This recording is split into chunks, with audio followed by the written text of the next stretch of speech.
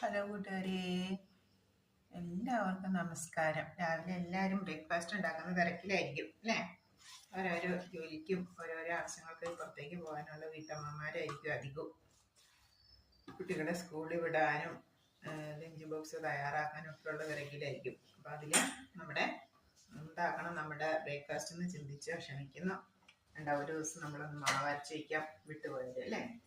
ഞാനും അതുപോലെ ഭയങ്കര വിഷമിച്ചിരുന്ന ഒരു ദിവസമാണ്. അപ്പം ഞാൻ പെട്ടെന്ന് കണ്ടുപിടിച്ച ഒരു വെറൈറ്റി ഐറ്റമാണ്. അതിങ്ങനെ ഉള്ളതാണ്, പലരും ചെയ്യാറുള്ളതാണ്. ഒരു വെജിറ്റബിൾ ഗോതമ്പ് ദോശ.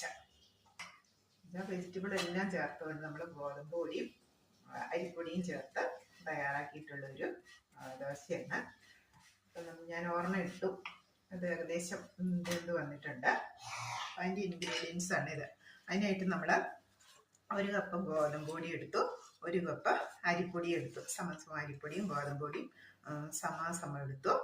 അതിലേക്ക് ക്യാരറ്റ്, പിന്നെ ക്യാബേജ് ഉണ്ടായിരുന്നു, ഒരിത്തിരി ക്യാബേജ് പൊടിയായി അരിഞ്ഞോ, ക്യാരറ്റ് പൊടിയായി അരിഞ്ഞോ, ചെറിയൊരു സവോള അരിഞ്ഞോ, തേങ്ങ അരമുറിയുടെ പകുതിയോളം തേങ്ങ ചിരണ്ടിയിട്ടു. പിന്നെ ചീര ഉണ്ടായിരുന്നു, എനിക്ക് ചീരയില ഇട്ടു. ചെറിയൊരു സവോള ഇട്ടു. അത്രയും കൂടെ ഇട്ട് കലക്കി ആവശ്യത്തിന് ചേരമ്പാത്തിന് ഉപ്പും ഉപ്പും ചേർത്ത് പെട്ടെന്ന് ഉപ്പ് ചേരും. ഗോതമ്പ് പൊടിക്ക് പെട്ടെന്ന് ഉപ്പ് ചേരും, വെജിറ്റബിളിനൊക്കെ പെട്ടെന്ന് ഉപ്പ് ചേരും.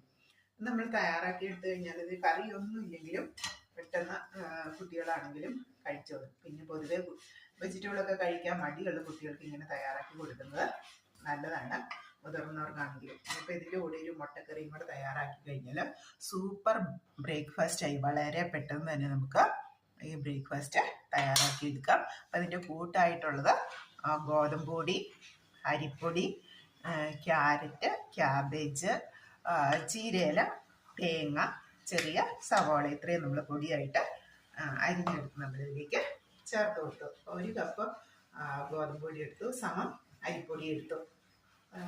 നമ്മുടെ മാർക്കറ്റിൽ നിന്ന് വാങ്ങുന്ന അരിപ്പൊടി അല്ലെങ്കിൽ നമ്മൾ വറുത്ത് വെച്ചിട്ടുള്ള അരിപ്പൊടി എന്തായാലും കുഴപ്പമില്ല. ഞാനിവിടെ പൊടിച്ച് വറുത്ത് വെച്ചിട്ടുള്ള അരിപ്പൊടിയാണ് ചേർത്തിട്ടുള്ളത്.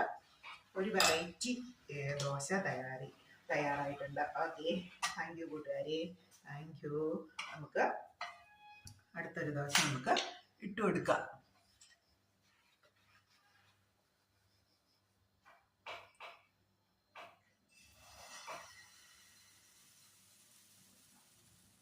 ഒരുപാട് കട്ടി വേണ്ട, ഇപ്പോൾ ഒന്ന് ഒഴിച്ചിട്ട് നന്നായിട്ട് പരത്തി കൊടുക്കണം.